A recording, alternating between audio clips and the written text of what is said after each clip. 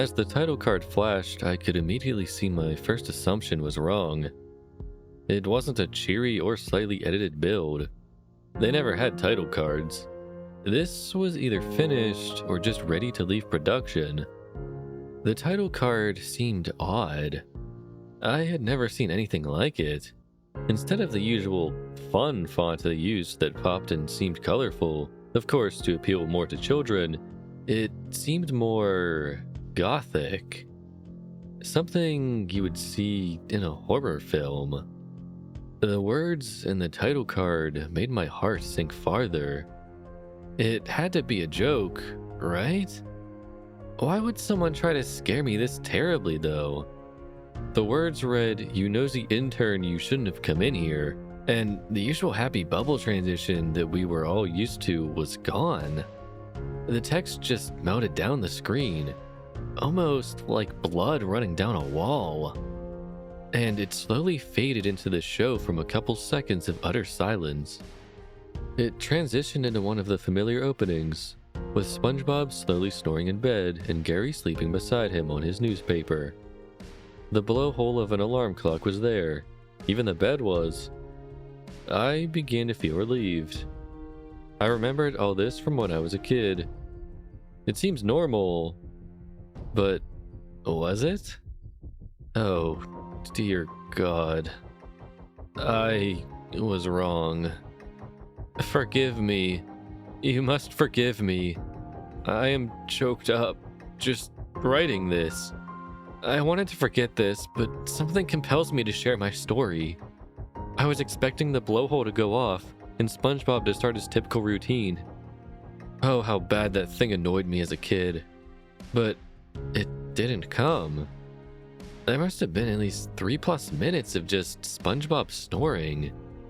Then something finally happened. It started to slowly pan into his face. Oh, so slowly, waiting in anticipation, just dying for something to finally happen. I would later greatly regret this decision. Oh, what I would give if it had just ended right then and there. As it finally reached deep into his face, I could clearly see his expression. It was one of horror, malice, one someone in a terrible nightmare would have. His eyes almost seemed as if they had been stitched shut. It then had a transition, not the usual fade to black or the joyful bubbles, but something altogether much more sinister. It was a fiery transition, almost like the previous screen had just burned up.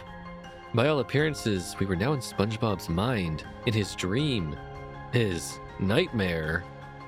It appeared to be Bikini Bottom. Oh, but there was something very, very wrong. The whole city seemed in shambles. The horizon blood red, the buildings burning.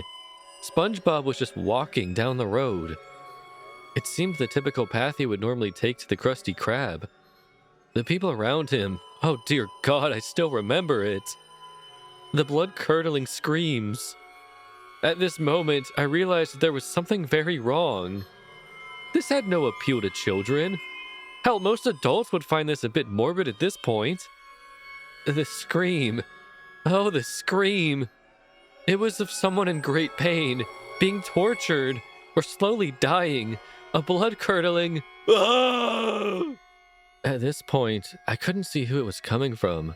Just SpongeBob walking, slowly, silently, as the screaming slowly continued, getting louder and louder. Oh God, I almost wanted to claw my eyes out when he turned the corner. I saw the source of the screams. It was terrifying, horrible, inhuman. It was Patrick, hammered into a stake, almost like the crucifixion of Jesus Christ. But also his stomach. Oh God, it had been torn open, his entrails slowly leaking out. The look on his face seeing SpongeBob. He seems relieved for a moment, almost as if his salvation had come. His eyes began to water, just staring at SpongeBob, almost beckoning. His eyes spoke for him. They screamed, Please, oh God, please help me. We then transitioned over to SpongeBob, and he now just stood there, staring back at Patrick, watching his friend slowly suffer and die. Patrick then began to weep slowly, almost as if he understood something that I, the viewer, did not. SpongeBob then began to open his mouth. Slowly, in a low, almost satanic, demonic voice, he whispered, "Suffer, fat one. This whole town brought this upon themselves." And then he turned and slowly walked away. At this moment, I screamed out in horror, almost praying that someone would hear me. Someone would walk in. It would cost me my internship, but anything to end this. Now, you may find yourself thinking, why didn't you just stand up and attempt once more to escape? I couldn't. Something deep down inside me told me if I moved, I would regret it. I had to finish watching. I just had to. SpongeBob then continued down the road, slowly approaching the Krusty Krab. In the background, you could now hear more screams. Some were horrible, blood-curdling ones. You could tell they came from one in great agony. But there had been one new sound thrown in. A horrible, twisted laugh. One of great malice, almost as if someone had been hunting an animal and thoroughly enjoying himself all too much. You could hear them very distinctly, fading away into the background as if they were chasing something in the other direction. You could hear them. Oh, even faded, it was still heart-stopping.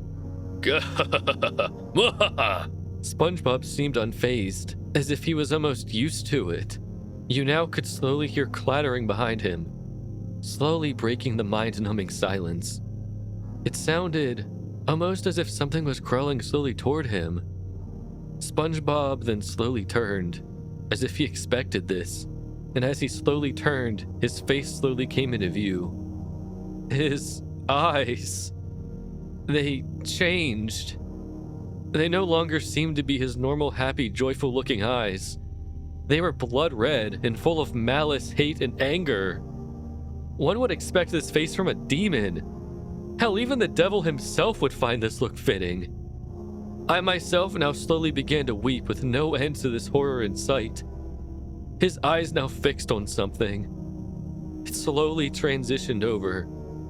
It was Patrick. Dear God. Oh my God, forgive me. No human should be forced to see that. His entire lower body was now missing, with his intestines slowly trailing behind him, the trail of blood behind him.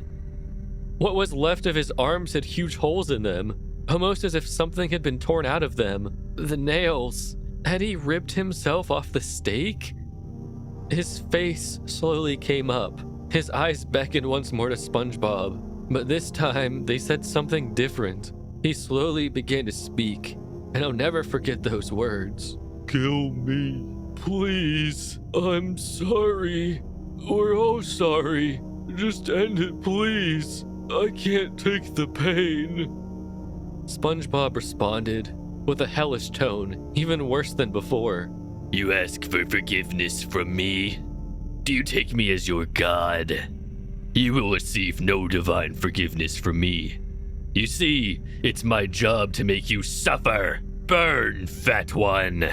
And with a flick of a wrist, arms, hellish arms seemed to just sprout from the ground and grabbed a hold of him and tore him down into what seemed an endless, hellish abyss.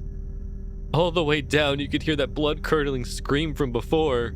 Ah! Oh God! No! No! No! Then SpongeBob slowly turned, as if nothing had happened.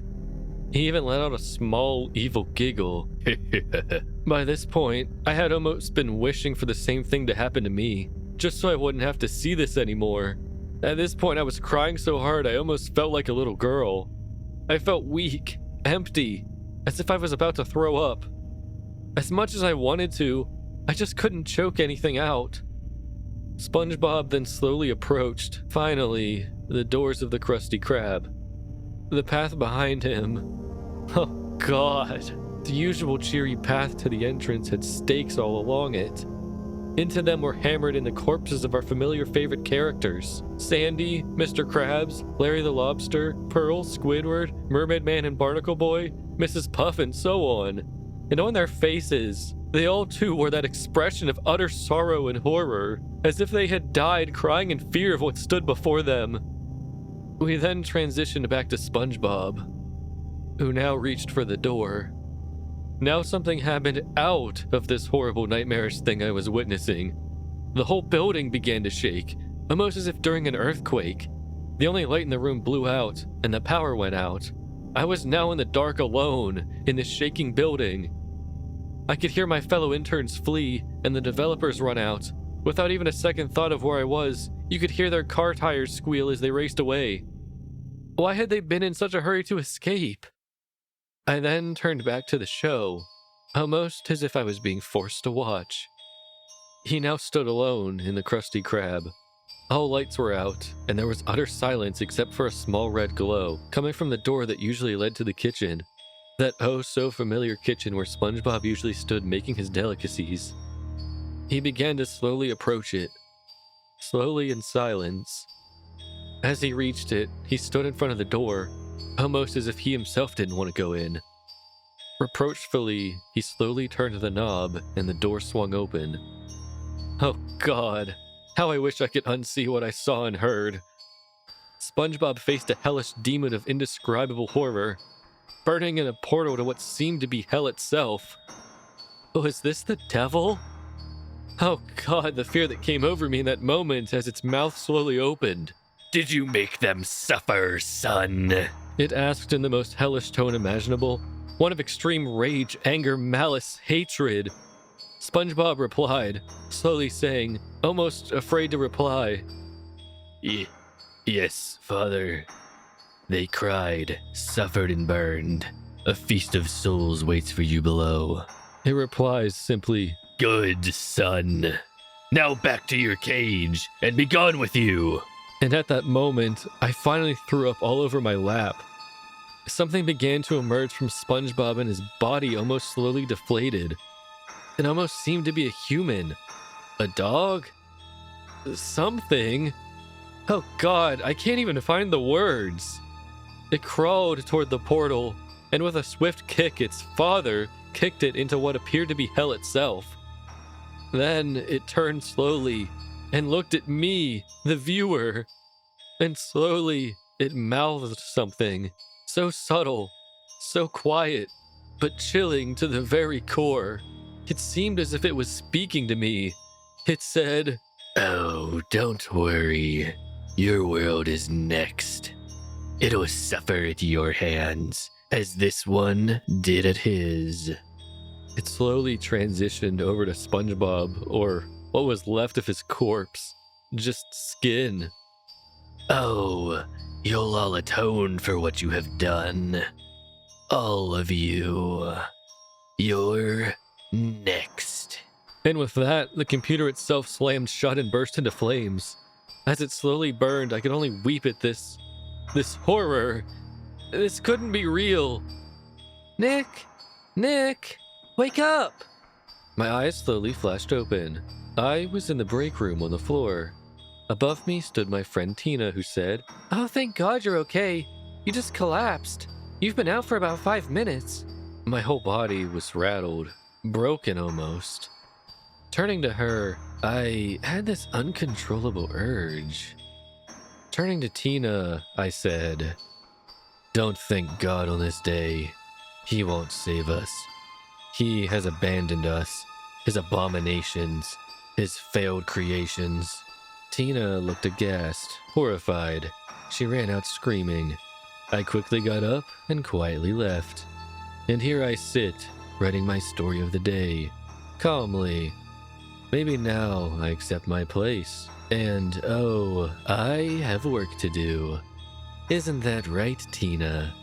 Slowly turning to her dismembered body. You're next. I end with this. I am coming. I am his chosen slayer for this world. A messenger of hell itself.